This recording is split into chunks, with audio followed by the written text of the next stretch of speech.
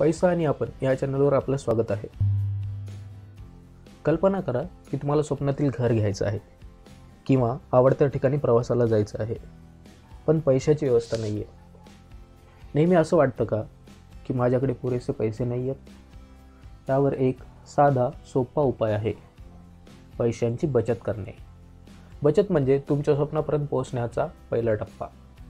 आज आपण शून्यापासून बचत कशी सुरू करावी हे पाहणार आहोत। व्हिडिओ शेवटपर्यंत नक्की पहा, कारण शेवटी मी तुम्हाला 4 भन्नाट आणि प्रभावी पद्धती सांगणार आहे ज्या तुम्हाला बचतीचं स्वप्न साकार करायला मदत करतील। पण बचत का महत्त्वाची आहे? बचत म्हणजे आर्थिक सुरक्षा। विचार करा, जर तुमच्यावर अचानक वैद्यकीय खर्च आला किंवा तुमची नोकरी गेली, बचतीमुळे तुमचं आर्थिक संकटामधून सावरणं शक्य होतं। याशिवाय तुमची स्वप्न साकार करायची असतील, स्वतःचा व्यवसाय सुरू करायचा असेल, घर घ्यायचं असेल, तर सुरुवात बचतीपासून होते। तर चला आता जाणून घेऊ बचत कशी सुरू करायची।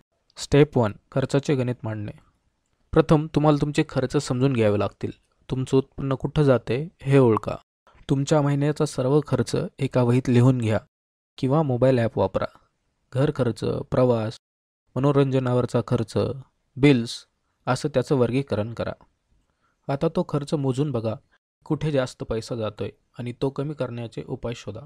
पण तुम्ही जिथे अनावश्यक खर्च करताय ते ओळखून तुम्ही सहज बचत करू शकता।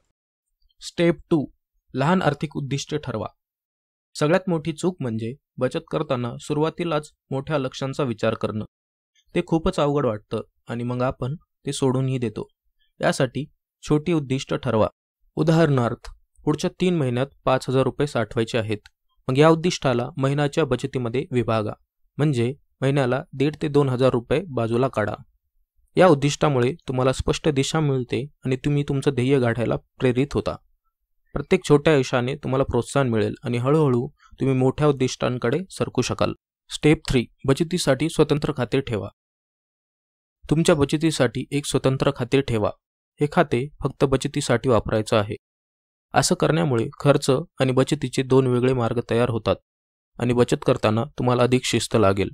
उदाहरणार्थ, जर तुमचा घर खर्च 20,000 रुपये असेल, तर तुमची जी बचतीची रक्कम आहे ती विशेष बचत खात्यात ठेवा, जेणेकरून ती रक्कम खर्च होणार नाही। स्टेप 4, बचतीचं ऑटोमेशन करा। आपल्या दिवसाच्या गडबडीत बऱ्याचदा आपण बचत करायला विसरतो। यावर एकच उपाय आहे, ऑटोमेशन। बऱ्याच बँका ऑटो डेबिट ही सेवा पुरवतात। ह्या सेवेचा वापर करून प्रत्येक महिन्याला एक ठराविक रक्कम तुमच्या पगाराच्या खात्यातून बचत खात्यात ट्रान्सफर करण्यासाठी ऑटो डेबिट सेट करा। या सवयीमुळे खर्च होण्याआधीच बचत होते आणि तुम्हाला याबाबत काहीच विचार करायची गरज नाही। किंवा तुम्ही एक रिकरिंग डिपॉझिट म्हणजेच RD सुरू करू शकता। 500 रुपये दरमहा वाचवायला सुरू करा। एकदा तुम्ही ऑटोमेशन सेट केलं तर ते एका सवयीसारखं काम करेल आणि तुम्हाला बचत करण्यासाठी विशेष प्रयत्न करण्याची गरजही लागणार नाही। आता तुम्ही शून्यापासून बचत सुरू करण्यासाठी तयार आहात। लक्षात ठेवा, छोट्या पावलांनी मोठं यश मिळतं। तुमच्या खर्चाचे गणित मांडून सुरुवात करा। लहान आर्थिक उद्दिष्टे ठरवा। बचतीसाठी स्वतंत्र खाते उघडा आणि बचतीचं ऑटोमेशन करा। हा व्हिडिओ तुम्हाला उपयोगी वाटला असेल तर व्हिडिओला लाईक करा। तुमचा एक लाईक आम्हाला मोठं प्रोत्साहन देतो। ज्या तुमच्या मित्रमैत्रिणींना बचत सुरू करायची आहे त्यांच्यासोबत हा व्हिडिओ शेअर करा। तुमच्या प्रतिक्रिया किंवा प्रश्न कमेंट बॉक्समध्ये लिहा। आम्हाला तुमचं प्रत्येक कमेंट वाचायला आवडेल। अशा सोप्या आणि उपयुक्त आर्थिक टिप्ससाठी आमच्या पैसा आणि आपण चॅनलला सबस्क्राईब करा। आणि हो, आमचा 50-30-20 नियमावरचा आधीचा व्हिडिओ नक्की पहा, ज्यामुळे बजेट तयार करणं सोपं होतं। लिंक वरती आय कार्डवर किंवा खाली डिस्क्रिप्शनमध्ये आहे। तर भेटूया पुढच्या व्हिडिओमध्ये। तोपर्यंत बचत सुरू ठेवा आणि आर्थिक शिस्त पाळा। धन्यवाद।